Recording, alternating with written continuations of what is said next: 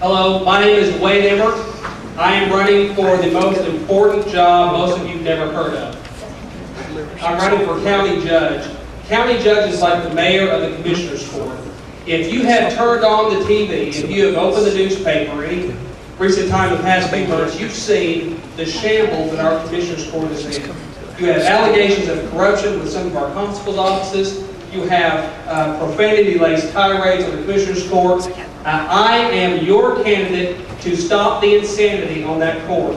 I want to bring some leadership, bring some good judgment to the court so that we can serve the citizens of Dallas County in an effective way and in an honorable way. The Commissioner's Court sets your tax rate.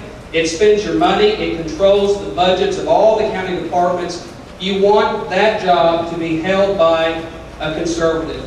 I am that candidate. My background has been city government. My background has not really been partisan politics, although I'm a lifelong Republican. I've been a public servant in Cedar Hill where, for the past decade, where our government works. I've never voted for a tax increase, never advocated for a tax increase, and I'm not going to start now.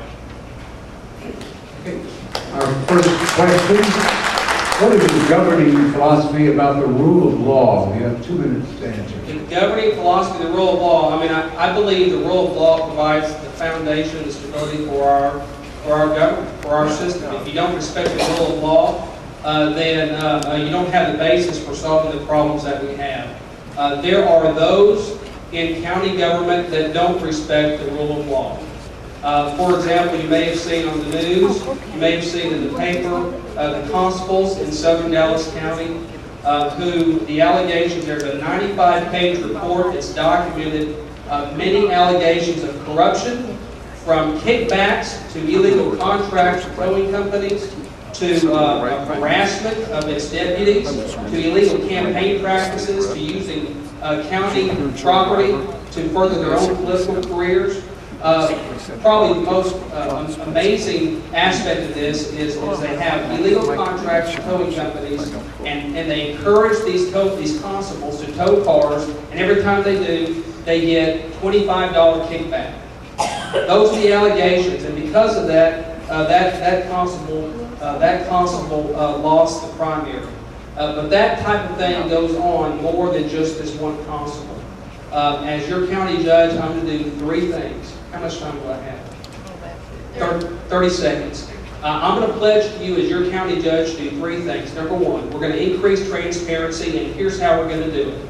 We're going to start broadcasting commissioners' courts online so you can see what people are saying and how they're behaving. Number 2, we're going to publish all the county transactions online so you can follow the money, so you know where that money trail is. And third, we're going to enact strict ethics reform that Dallas County has never had. And with those types of standards, we're going to take back our county for those who want to serve people for the prospect of serving, not because of what they make. Thank you. We actually have a second question, but we're short on time, so I'm going to go ahead and open the floor to the audience. Are there any audience questions? One over here. Oh, Bonnie, I think I know what your question is going to be. I understand Dallas County does not have zero-based budgeting, and why not, and can we ever do it, and how can we cut the budget in Dallas County, and by attrition or without having tax increase? Yeah, let's explain what zero-based budgeting is. Zero-based budgeting is what you all do at home with your home budget. Every time you sit down to create a budget, you have to justify every expense. Governments typically don't do that. Governments, what they do is when they pass a budget for the next year, they only look at the increases, and they have to justify the increases. Most governments don't have zero-based budgeting, and we need it. An important aspect of zero-based budgeting is not only having to justify where all the money goes each year, but it's also the performance-based aspect of it. You set priorities for the county, you allocate resources to meet those priorities, and every year you measure how well you're doing meeting those priorities with the assets and the income that you have. I absolutely support zero-based budgeting. It's a good idea. You're going to have to change the culture of the way the county does the budgeting process, but I'm up for the task. Any other questions? Okay, thank you very much for coming. Thank you. Vote straight party all the way down from the top to the bottom. If you can't do that, then vote from the bottom up. All of my judicial candidates over here on the can't speak are going to count on it, and we need to support them. Thanks, Mr. Emmert. Next up, we have District Jurisdictions in this country at some point in their career has walked into a courtroom and announced ready on behalf of the state of Texas and prosecuted a case from start to finish. You don't have that. You've got a man who was swept in 2006 with 0 credentials, and you see the problems every day when you pick up the newspaper. I'm a former prosecutor, a former criminal court judge. I have the experience that he doesn't have. I have the experience that you deserve in a top prosecutor. There are growing concerns about voter fraud in the country and even in Dallas County. Do you have similar concerns, and what are you willing to do to combat election fraud? It's obviously a very serious concern, and it will be a priority for me.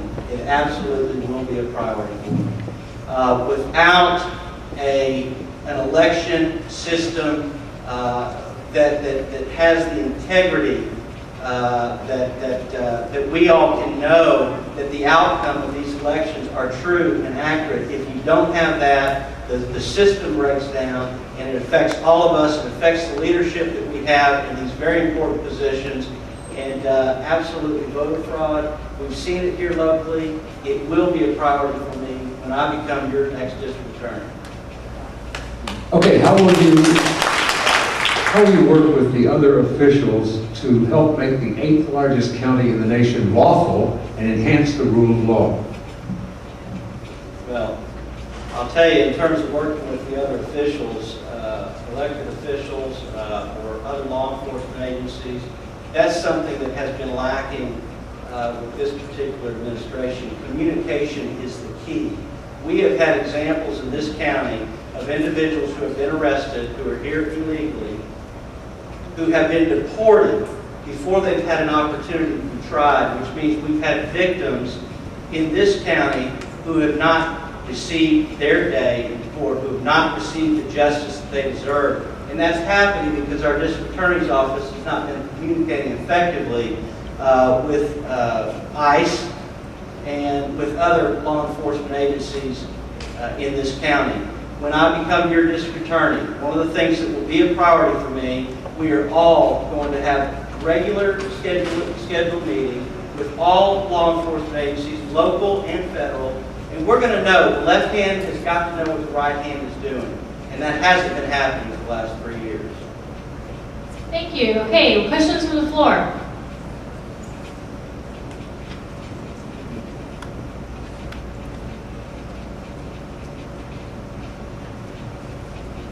He looks like he's got a loud voice. He probably Yes, sir, I do. yeah. Craig Watkins is the gentleman's name is your that's correct? That's correct. Okay. I've paid attention, and I've read the paper, and I listen to talk radio. And I agree with you that he has not done everything he should be doing. The one thing I do like that he has done that the previous district attorney refused to do was look into allegations of innocent people being put into prison. And since his election, and he's taken office, a record number of innocent people have been released from prison. Can I have your word that you're going to continue that program? That's not true. Well, and I don't exactly agree with the premise, and this is where people have been misled, in my opinion, by this administration. To answer your question, yes, we will continue to look at these cases. A prosecutor's job is to seek justice, and whether that happens today or tomorrow or in some very, very unfortunate situations 10 or 15 years down the road, justice is the goal. And we'll continue to look at these cases. What most people don't know and understand, what most people don't know is that we've got about 24 exonerations that have come down in the last couple of years. At least 10 of them happened before Mr. Watkins took office. And a lot of people don't know that. There were another half dozen that were in the pipeline that occurred right after Mr. Watkins took office, and there were another 5 or 6 that happened on his watch. For a total of about 24 exonerations. I think those are the numbers. He came into office and he took credit for every single one of them. And the fact is, we wouldn't have these cases but for Henry Wade, when he was our district attorney, saying, we're going to preserve this evidence. We've got to preserve this evidence so that in the future, if someone wants to look at it, it's available. And the reality is the science caught up, the technology caught up, and thank you, Mr. Wade, for having the foresight to preserve that evidence. 24 exonerations. We've tried hundreds of thousands of cases in the last 30 or 40 years. One is too many, and I understand that. But when you look at the numbers, it's a fraction of the cases that have been tried down there over the last 30 or 40 years. We'll continue to look at it. Next question. Yeah, on Watkins' website, he says that you're being supported by people who are trying to release killers. Do you have any idea what that's about?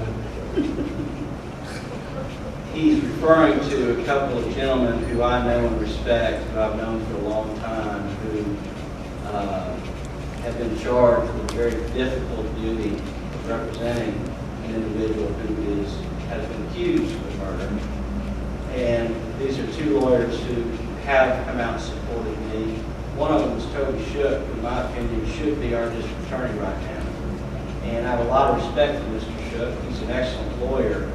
And the inference was made that Mr. Shook was making some wild allegations against his administration and that it was politically motivated. I've known Mr. Shook long enough to know that Mr. Shook's only motivation is to gain some justice for his client. Whether his client is guilty or not, I don't know. That would be for a judge or jury to decide. Next question. You mentioned voter fraud.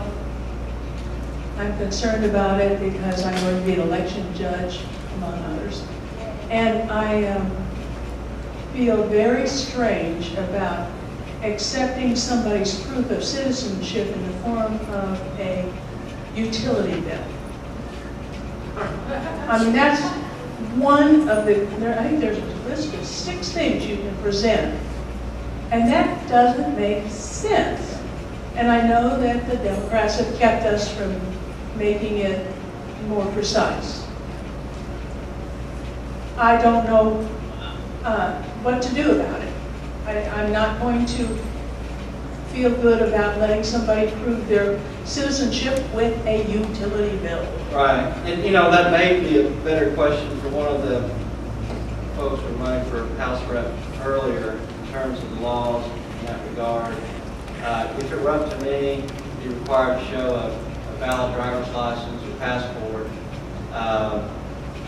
You know, what can I say? If you see something that you believe where there's voter fraud or someone who's trying to vote who should not be voting, I can tell you the person to call.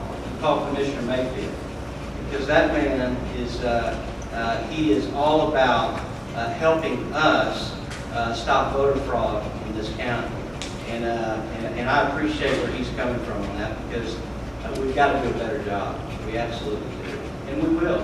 We will. Thank you. Next question.